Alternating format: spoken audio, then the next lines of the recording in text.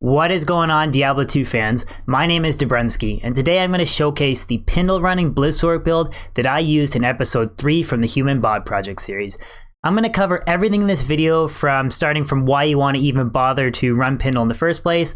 I'm going to go over my source's gear, her attribute points, the skill tree, things like that, and sort of how you want to focus the build. You really want to maximize your magic find, things like faster hit recovery. You're not too worried about with a build like this. And then I'm going to finish up by cycling through some Pindle runs and show you guys what I think an ideal Pindle Running Blizzard Sorc build should look like and how it works. So guys, I really hope you enjoy this video, but let's jump in.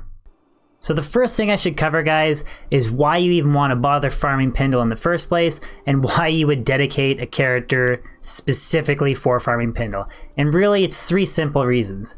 The first one being he can drop every item in the game except for Tyrael's Might, Azarath, and Arachnid's Mesh. So if you're lucky, you can hit the jackpot and drop something crazy like a Crown of Ages or Griffins. Two, he's really quick to run. I mean, you can do the runs in sub 30 seconds with a moderately geared character. And three, a budget character should be able to take down Pindle without any issues. He's always going to drop 2 items no matter what the player's difficulty is. So players 1, 3, 5, or 7, doesn't matter. He's always going to drop 2 items. So if you don't have the best character, that's not an issue. Any budget sorceress, specifically a Blizz Sorc, should be able to kill Pindle on players 1 without too much problems. So as far as your attribute points go for the build that I used for this character, it was pretty straightforward.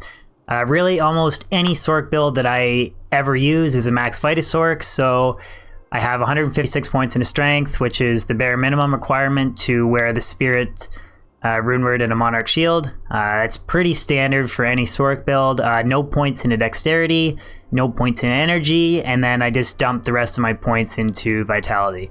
I have 573 points into Vitality with this character build because I'm using Enigma. I'll get into the reasons why I'm using Enigma over an Istid Skulders when I start showing the gear, but Enigma itself gives me a huge strength bonus, so that's why I have so many extra points that I can stuff into Vitality for this particular character build. Alright, so as far as your skill points go, they're pretty straightforward as well. I'll start off with the fire tree for this build. I have 1 hard point into Warmth, which at level 14 gives me 186% increase to the rate that my sorceress recovers mana. Mana recovery really isn't a big deal with this character because the runs are so quick. You're not really going to run out of mana, but I mean, like, any sorceress build, pretty much you use 1 hard point into Warmth. So with this character build, I have 1 point into Warmth. So as far as the lightning skill tree goes, it's pretty straightforward as well. I'll just spend a little bit of time talking about Static Field, but I have 1 point into Telekinesis. It's a prereq skill for Teleport, and then I have 1 point into Teleport. Standard setup for any Sorc. But I do have 1 point into Static Field. Now I should say that on occasionally some runs Pindle will be cold immune. So if your Merc is geared well enough on players 1 difficulty, you can switch to Static Field, you can quickly static his health down, and then let your Merc quickly kill him. Now if you have a really budget character and your mercenary can't really efficiently kill Pindle, then I would suggest just recycling the runs every time he's cold immune. If he's cold immune, just save and exit the game, abort, and start over again. So the cold skill tree is where we have most of our skill points invested for this particular character build. I have 1 hard point into Frozen Armor. It's a nice little defense bonus. To be honest, I'll show you guys, when I show you guys these runs in action, I don't even buff up with the CTA or Frozen Armor, but I always have 1 point into Frozen Armor, so I put 1 in for this particular character build, but it doesn't really matter. I believe I have something like 17 hard points into Cold Mastery, I'm not sure. It's just enough to get around 170 or 175 minus Cold Res. You don't need anything higher than that with a build like this. Then I have 1 point into Frost Nova to open up Blizzard, and then I have 20 points into Ice Bolt, 20 points into Ice Blast, 20 points into Glacial Spike, and then 20 points into Blizzard. All 4 of these skills, they all synergize to boost the damage of Blizzard, and then the remaining skill points that I have, I put into Frozen Orb to boost the damage of Ice Blast. Alright, so now it's time to go over the gear that I'm using on this character, which is probably the most interesting part for you guys anyways.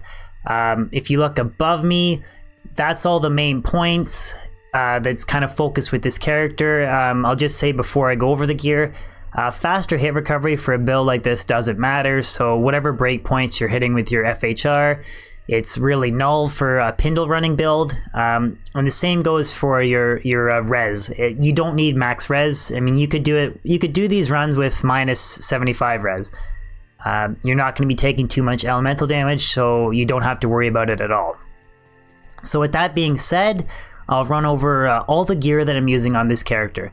Now, the only difference with this gear to the Human Bot Project series gear was I carried a couple more skillers on that character because I wanted to run Pindle on a higher difficulty level. Just because of the fact that I was doing 5,000 runs, I just wanted to sort of increase the chance of drops off of his minions. But for this particular build, it's focused on running Pindle on players 1 difficulty. So I don't have any skillers, but I have more MF small charms. But anyways, I'll jump into the gear now.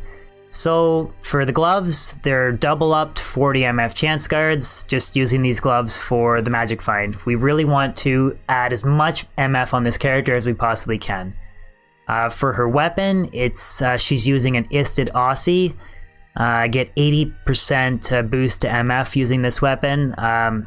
You could use something like an Alibaba or a 6-isted Crystal Sword if you wanted to really boost your MF even further, but I didn't feel like burning 6 Ist runes on a Crystal Sword, so I'm just using an Isted Aussie. For her helmet, Isted Shaco, 75 more MF. For her amulet, it's a nice crafted amulet, 2 to Sorc skills, 2 to cold skills, sorry, and 24% MF. And then for her shield, I'm using Spirit. Now, the reason I'm using Spirit is because I want to, on this particular character build, I wanted to hit the 63 FCR breakpoint, just so that I could teleport a little bit quicker and still cast Ice Blast at Pindle pretty quickly. I feel like if you start running setups like a Rhyme Shield and a 6-isted Crystal Sword, and you have like a really, really low faster cast rate breakpoint, I don't think it's as effective. So that's the reason why I decided to go with Spirit with this build. For her boots, 46 MF War Traps. The rings, I'm using 2 Nagel rings, 29 MF Nagel, and a perfect 30 MF Nagel. And then for her belt, I'm using a double upped gold wrap for an extra 30 MF. Now, the biggest or the most important piece of gear to making this character build effective, I think, is using the runeword Enigma. Now, as I mentioned previously, you can use an Isted Scalders, and an Isted Scalders will give you more MF, but Enigma does give you close to the same amount of MF as Scalders, but the really big important point for this runeword is the 45% faster run walk. So when I show you guys these runs over and over again, you'll really see why you want to boost your faster run walk and your MF at the same time, because over the long run, it's going to make the runs quicker and it's going to make running Pindle a little bit more efficient. And then so as far as the inventory goes, I have a 2018-9 Annie Charm. This is the Annie that I use on all of my Sorc builds. I have an 1820 Torch, 40 MF Geeds, and then every single small charm here is some variant of a 7 or 6% MF small charm. So ideally, you could add more MF by having perfect 7 MF small charms throughout your entire inventory. I don't have that many 7 MF small charms, but with this entire gear, everything added up, my Sorc has 655 MF. Then on Switch, I have a CTA and a Spirit, but again, as I mentioned earlier, I don't buff with the CTA or Frozen Armor. I'll show you on these builds. On players 1, I don't, so I don't even use them, but I'll just show you guys the Switch anyways. So that is all of my Sorc's gear. She hits the 63 FCR breakpoint, 655 MF. She does 6k blizzard damage, and between the Enigma and War Traps, she has 70% faster run walk. So that's really important for these builds, and I'll show you guys that when I get into the runs. the last thing to go over is my Mercenary's gear. Now, as I mentioned previously, if you have a really budget character and you don't have too strong of a Merc, I would restart or recycle the run, if you happen to run into a cold immune Pindle. But since I have a pretty good selection of gear, with your Mercenary, with this particular Mercenary, I really wanted to have him hit really hard and really fast. So if I run into a cold immune Pindle on players 1, instead of recycling the game, I just static Pindle and then I let my Merc quickly take him down. So this is the gear that I'm using on the Merc, with that focus in mind of him being able to knock down Pindle pretty quickly. So I have a E-bugged Fortitude in a Belrog skin armor. For his helmet, I have a 10% life leech, 30 strength in Dario's Visage, and it's socketed with the plain 15 increase attack speed jewel. So I still suffer from the minus 30 res penalty, but I overcome that with the res bonus from Fortitude, and then I'm using a Obedience in an Eth Thresher. So between Obedience, the res on Obedience and the res on Fortitude, I overcome the minus 30% fire res penalty from Indario's Visage. And then the 35 increase attack speed, used in conjunction with the Thresher, helps my Mercenary hit a higher breakpoint.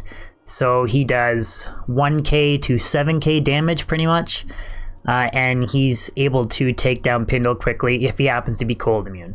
And one important thing that I should note is that it doesn't really matter if you use a Nightmare offensive Merc or a Nightmare defensive Merc. These runs are so quick that he won't get a chance to cast the Might Aura. So if you plan on banking from the damage boost from the Might Aura, it's not going to happen on these runs, because they're going to happen so quickly that you won't even get a chance to have his Might Aura spawn for you to help you out. Okay, so now it's time to showcase this build in action.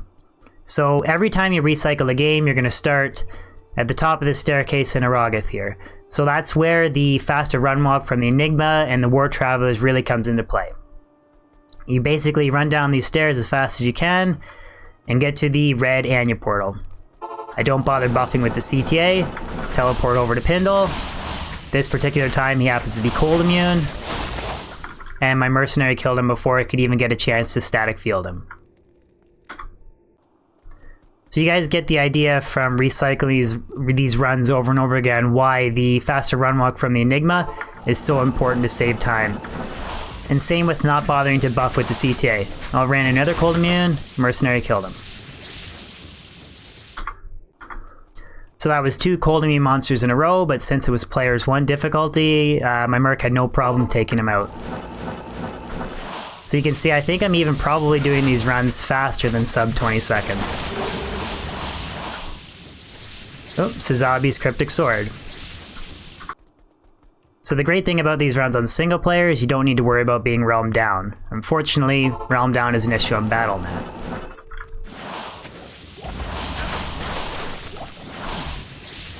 Okay, another run in the books. Alright guys, so the last run example, run number 5, you can see how quickly I did all these runs.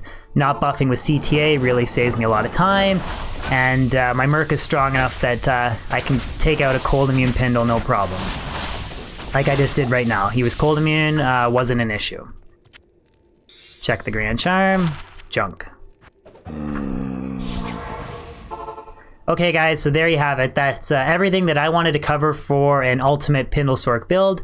Guys, and if you're really lucky and you keep farming him over and over again and you don't give up, you're gonna get drops like this. Oh! Oh, unique. Oh, no way. Oh, Steel Randolph Pindle. Ooh. Oh, yes. Yes. Oh, yes. Oh, man. Thank you, Pindle. Okay, guys, so that's everything that I wanted to cover with this build. I did have some previous suggestions with my last build video that I did to kind of go into a little bit more in-depth, so I'm trying to find that balance between not having a 30-minute build video and also not having a 5-minute build video. So I'm trying to go into a little bit more in depth on the skill level and kind of show run examples and stuff like that. But anyways, guys, I hope you guys enjoyed this video. Please give me a thumbs up if you enjoyed it, and let me know in the comment section below if there's anything else that you want me to include in future build videos, or how I can make them better for you guys, because ultimately I make videos for you guys to enjoy, so I would love to get some feedback. But yeah, guys, I hope you guys have a great day, and I'll catch you guys on my next YouTube video or my next YouTube stream.